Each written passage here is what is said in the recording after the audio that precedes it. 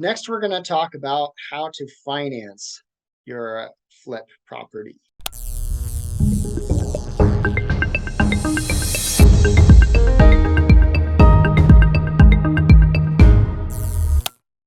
The number one way that flippers finance their properties is through hard money lenders. What is a hard money lender? Well, a hard money lender is what we call an asset-based lender. So they're in a lot of ways, they're very similar to your bank that's going to give you the traditional mortgage to finance the purchase of your home that you would live in. However, they are that bank and that type of traditional financing option rarely works for a flip because the bank wants the home to be livable condition, safe, clean, and all these different things that a lot of times if you're selling a house or buying a house to flip it, there's something wrong with it that's going to cause it to maybe not qualify for traditional financing. Or there's also the issue that the seller needs to sell fast and you don't have time to go get a loan from the bank because doing that can take up to 30 days, sometimes 45 or even more days. So traditional financing is very, very rarely an option when flipping houses. The number one option, again, is hard money lending, which is an asset-based lender. And there's plenty of them out there. So it all just comes down to who you think is giving you the best rates and terms. They're going to be a much higher interest rate and you're going to pay more points for these loans. But because you're going to be making a profit on the deal, that's okay. You're happy to pay the higher interest rate because if you're making, let's say you're going to make $50,000 flipping this house, why do you care if you have to pay $3,000 in points and interest, for example, right? So yeah, the hard money lenders, that's the best option out there. They typically do have to appraise the home, but aside from that, they're not really looking at your credit. They're not so much concerned about the borrower. The main thing that they want to see from you is experience. So they will still, most of them, or at least I know they are out there, the hard money lenders will lend to somebody that's first, doing their first flip. You're just going to pay a higher interest rate.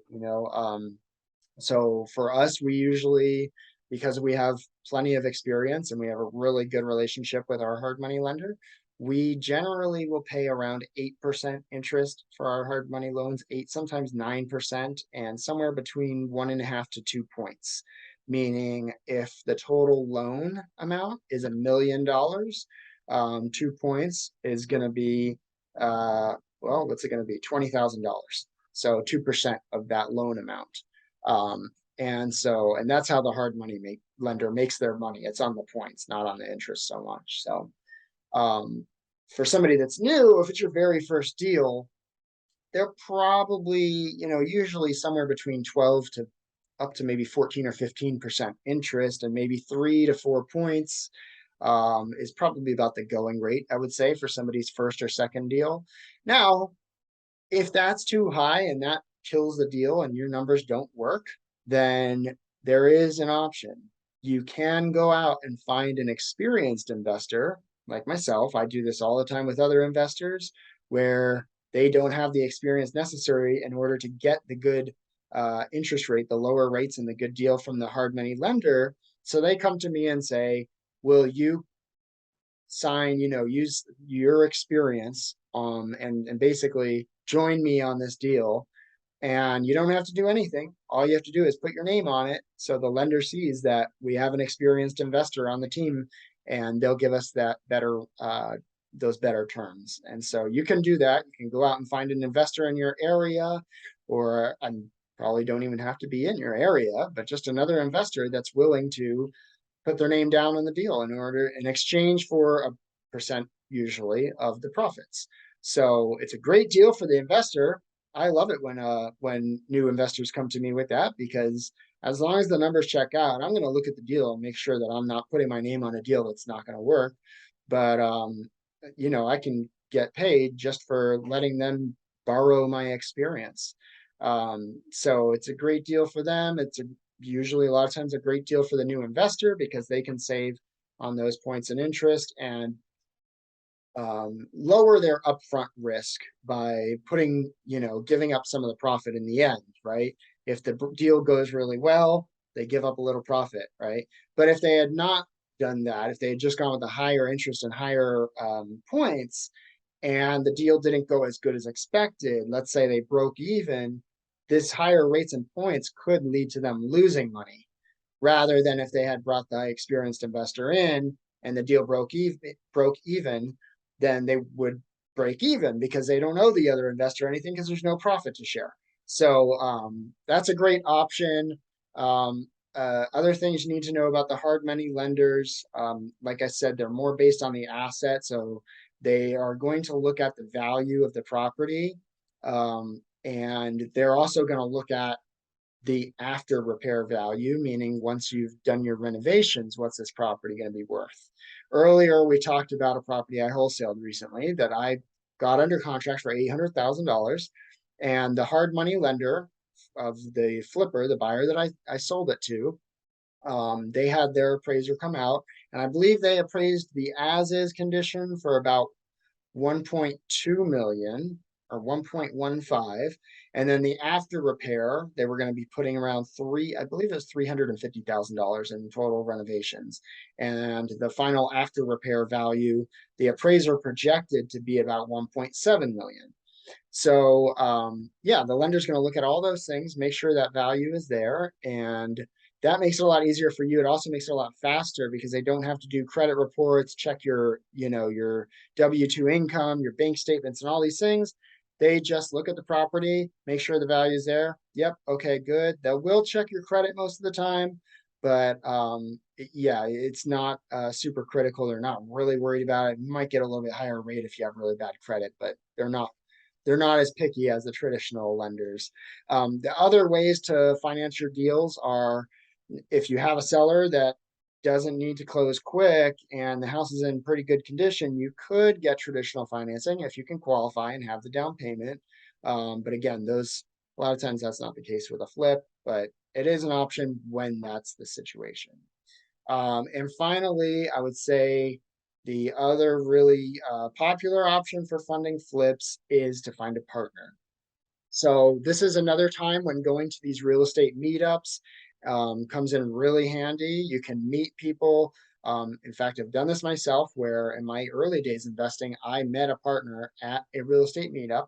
She was a lady that had cash. She wanted to invest, but she was a CPA. She had a busy career and didn't have time to go looking for deals.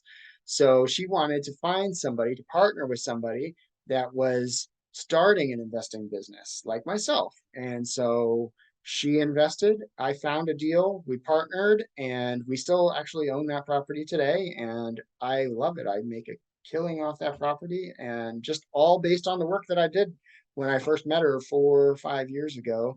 And it's a great deal. So that's something you may want to consider. That example I gave was for buying a rental, but I've also done the same thing with flips where when I was first starting off, I found an active investor, a very experienced investor that had a lot of cash, wanted to invest, but also had different aspects of his business. He was building a commercial business, a commercial real estate business, sorry, that he was focused on. So he didn't have time to go out and find the houses to flip, but he still wanted to flip houses and wanted to be involved in that. So he found me at a meetup and he asked me if I would work with him and do some flips with him. So I did, and he brought the funds. We actually did use hard money in that case, but he brought the down payment. So that was actually a combination of using hard money lender and a partner to finance my flips. And I did that, worked with him for about a year, and I'd say our average deal, we needed around anywhere from $50,000 to $250,000 in cash down for our portion of the down payment plus the rehab. And so he would cover all of that.